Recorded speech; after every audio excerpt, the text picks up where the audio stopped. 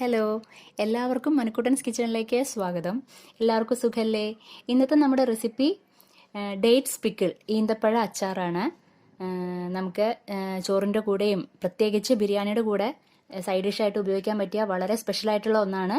അപ്പോൾ നമുക്കിത് എങ്ങനെയാണ് ഉണ്ടാക്കാമെന്ന് നോക്കാം.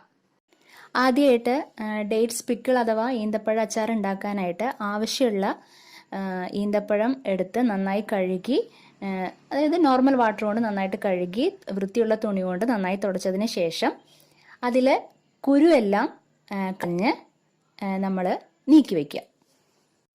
അടുത്തതായിട്ട് ഞാൻ ദേ സ്റ്റൗവിൽ ഒരു പാൻ വച്ചിട്ടുണ്ട്. അപ്പോൾ പാൻ ഫ്ലെയിം ഓണിലാണ്. പാനിൽ ഞാൻ ആവശ്യത്തിന് വേണ്ടിയിട്ടുള്ള എണ്ണ ഒഴിച്ചിട്ടുണ്ട്. ഞാൻ ഇതയം നല്ലെണ്ണയാണ് യൂസ് ചെയ്യുന്നത്. അപ്പോൾ എണ്ണ ചൂടാവണ വരയ്ക്കും നമുക്ക് വെയിറ്റ് ചെയ്യാം. എണ്ണ നന്നായിട്ട് ചൂടായിട്ടുണ്ട്. അപ്പോൾ നമുക്കിതിലേക്ക് 1 ടീസ്പൂൺ കടുക് ആഡ് ചെയ്യാം.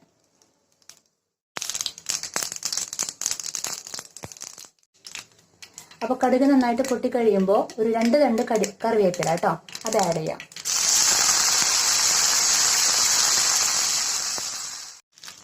അടുത്തായിട്ട് നമുക്ക് ഇഞ്ചി വെളുത്തുള്ളി പേസ്റ്റ് ഉണ്ട്, അത് 2 സ്പൂൺ ഉണ്ടാവും. അത് നമുക്ക് ആഡ് ചെയ്ത് കൊടുക്കാം.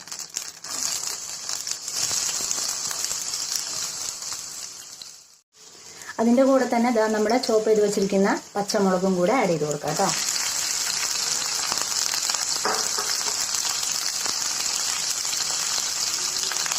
നന്നായിട്ടൊന്ന് മിക്സ് ചെയ്യാം.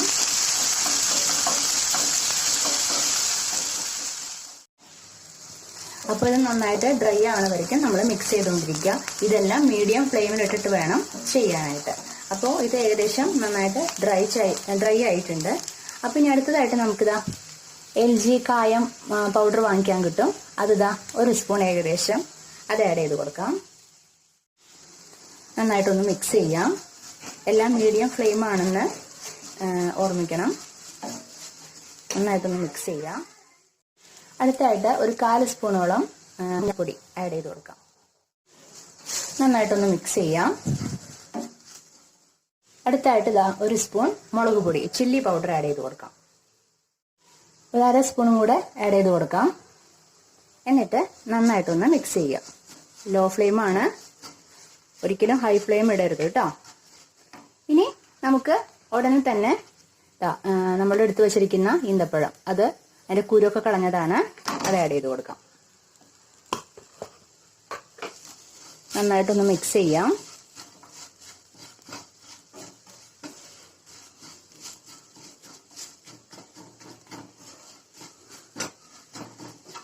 നന്നായിട്ട് മിക്സ് ചെയ്ത് കൊടുക്കാം. അടുത്തായിട്ട് ഒരു 1/2 സ്പൂണോളം പഞ്ചസാര ആഡ് ചെയ്ത് കൊടുക്കാം കേട്ടോ. നന്നായിട്ടൊന്ന് മിക്സ് ചെയ്യാം.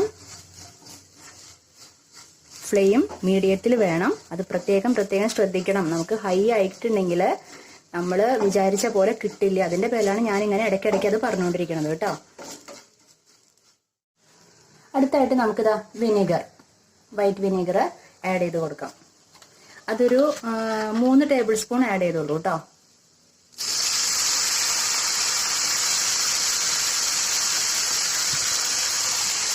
നന്നായിട്ടൊന്ന് മിക്സ് ചെയ്യാം.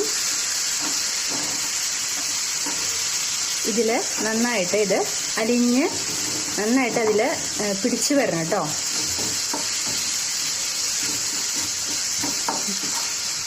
നന്നായിട്ട് കുക്കാവണം. ഒരു ടേബിൾ സ്പൂണും കൂടെ ഒഴിക്കാം നമുക്ക് വിനീഗർ.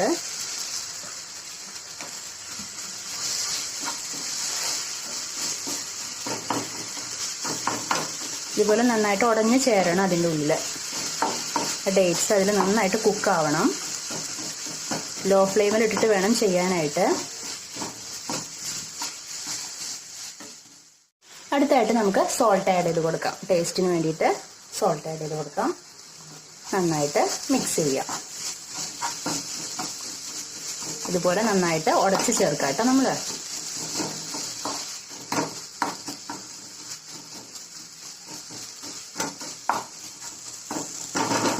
അത് നന്നായിട്ട് യോജിച്ച് കിട്ടണ വരയ്ക്കും നമ്മൾ ലോ ഫ്ലെയിമിൽ കുക്ക് ചെയ്തുകൊണ്ടിരിക്കണം.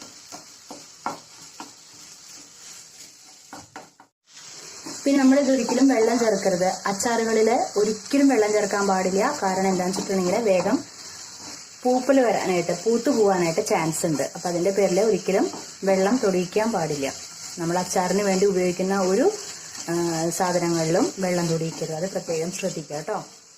സ്പൂണായാലും ശരി, കട്ടിംഗ് ബോർഡായാലും ശരി.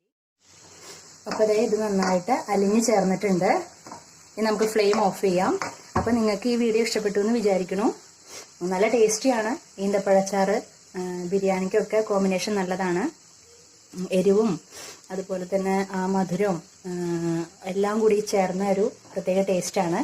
അപ്പോൾ നിങ്ങൾക്ക് ഈ വീഡിയോ ഇഷ്ടപ്പെട്ട് കഴിഞ്ഞിട്ടുണ്ടെങ്കിൽ ഈ വീഡിയോയ്ക്ക് ലൈക്ക് ചെയ്യാനും കമൻറ്റ് ചെയ്യാനും ഷെയർ ചെയ്യാനൊന്നും മറക്കരുത് കേട്ടോ. അപ്പോൾ നമുക്കിനി അടുത്ത എപ്പിസോഡിൽ വേറൊരു വിഭവമായിട്ട് വീണ്ടും കണ്ടുമുട്ടാം. Okay, bye, thank U.